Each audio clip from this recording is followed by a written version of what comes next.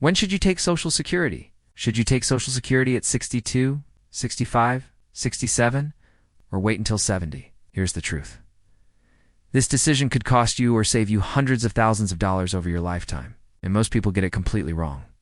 Welcome to American Seniors Finance. Today, we are here to provide you with the comprehensive, actionable information you need to make the optimal decision for your retirement. Let's get into it.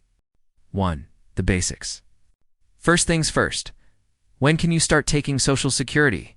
For regular retirement benefits, whether that's your own benefit, spousal benefits, or divorced spouse benefits, the earliest you can start is age 62. Now, disability and survivor benefits have different rules. Survivor benefits can start at 60 or even 50 if you're disabled. But today, we're focusing purely on retirement benefits. Here's what you need to know.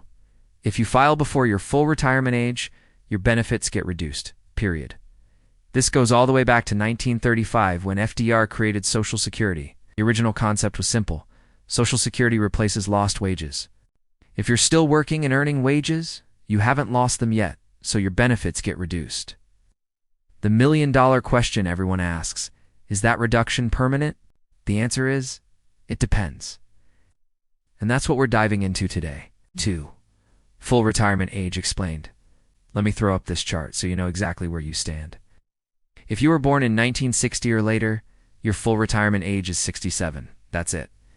The changes Congress made back in the early 1980s, where they gradually raised the retirement age, took full effect this year. If you were born in 1957, your full retirement age is 66 and 6 months. Before that, it scales down in 2-month increments. Now here's something critical. A lot of people think 65 is still the magic number. It's not. That changed decades ago. The only thing that still happens at 65 is Medicare eligibility. We'll get to that in a minute, but remember, 65 is no longer your full retirement age for Social Security. Got it? Good. Let's talk about what happens when you file early. 3. Filing early, the reduction. If you take benefits before your full retirement age, let's say at 62, 63, 64, whatever your monthly benefit gets permanently reduced. Here's how it works. Every single month you take benefits early, your check gets reduced. Not just if you file in January or on your birthday, every month counts. So if you take benefits 30 months early, you're reduced by 30 months worth of cuts. But this is huge. There are exceptions. If you continue working and Social Security withholds some of your benefits because you exceeded the earnings limit, we'll cover that next. Those months don't count against you. It's called the Adjusted Reduction Factor, or R. When you hit full retirement age, the Social Security computer automatically recalculates. It looks at how many months you actually received benefits versus how many months you were reduced for. Let's say you filed 30 months early, but you only actually received checks for 10 of those months because you went back to work. At full retirement age, your benefit gets adjusted. You're only reduced by those 10 months, not the full 30. This happens automatically. You don't need to do anything. One more thing. Even if you're receiving reduced benefits, you still get cost of living adjustments every year, just like everyone else. And if you keep working and one of those years becomes part of your highest 35 earning years, Social Security recalculates and your benefit can increase. So your benefit could actually go up twice in 1 year, once from COLA, once from your earnings record. For the earnings test, all right, here's where it gets tricky and where a lot of people mess up. If you file before full retirement age and you continue working, there's a limit to how much you can earn. For 2025, that limit is $23,400 per year. If you go over that amount, Social Security withholds $1 for every $2 you earn above the limit. So if you earn $33,400, that's $10,000 over, they'll withhold $5,000 in benefits. Important. This only applies to W-2 wages or net income from self-employment. It does not apply to investment income, 401k withdrawals, pensions, or inheritances. Just earned income. Now, here's a secret weapon most people don't know about. The monthly earnings test. In the first year you start benefits, you can switch to a monthly earnings limit instead of the annual one. The monthly limit is $1,950 for 2025. Here's how this helps. Let's say you made $1 million from January through June, and you retire in July. Normally, you'd be way over the annual limit. But if you use the monthly test, as long as you stay under $1,950 per month from July onward, you're golden. You get to keep all your Social Security checks. Big warning. Social Security employees mess this up constantly. They're supposed to code it correctly in the system, but sometimes they don't. Then next year, after you file your taxes, Social Security's computer sees you made $1 million and sends you a bill saying you owe everything back. Don't panic. Just go to your local office. Explain that you made that money before you started benefits, and they'll fix it. Easy. You can only use the monthly test once in your first year. After that, you're on the annual limit. 5. Changing your mind. What if you file for benefits, then realize you made a mistake, or you thought you were retiring, but after a week you're bored out of your mind and want to go back to work? No problem.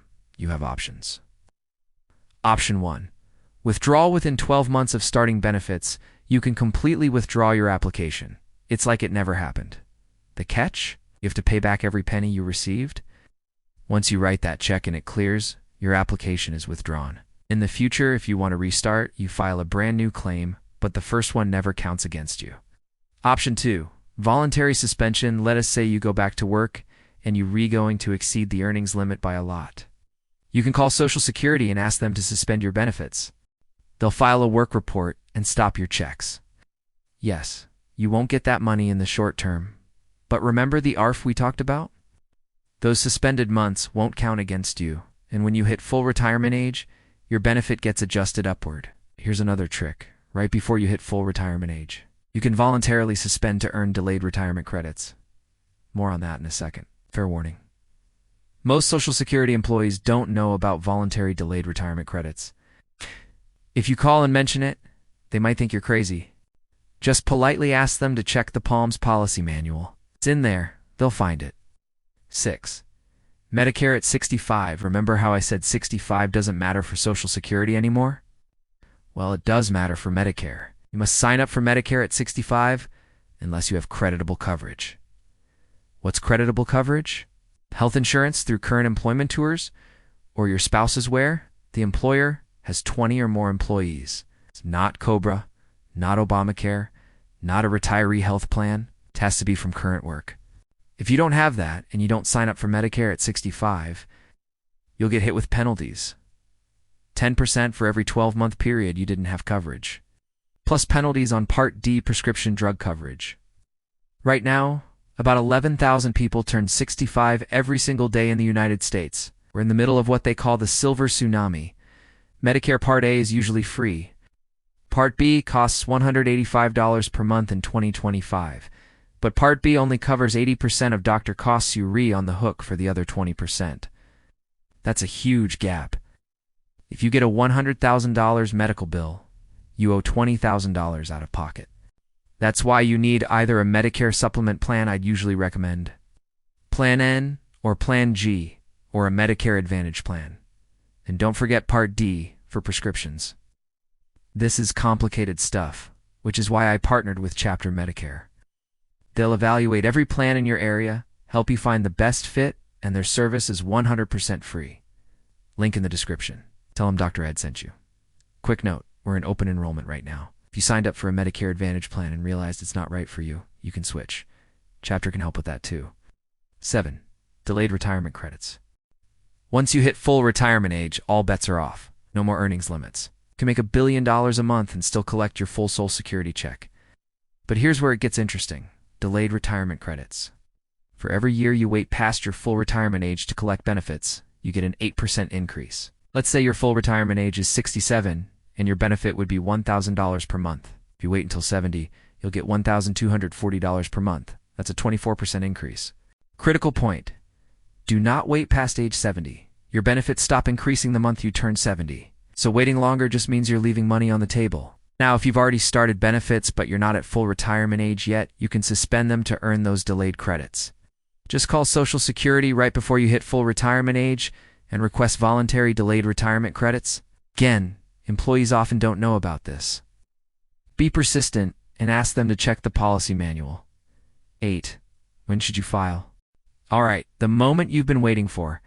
When should you actually file? Here are the factors you must consider. 1. Do you need the money? If you need the money to survive, file as early as possible. Simple as that. But if you're working and would exceed the earnings limit, factor in that they'll withhold benefits. 2. Do you have dependents?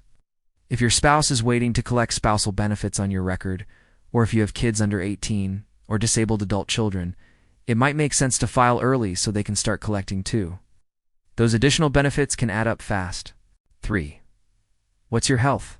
If you're not in great health, get your money now, don't wait. If your family has incredible longevity genes and everyone lives to 110, waiting until 70 might make sense. 4.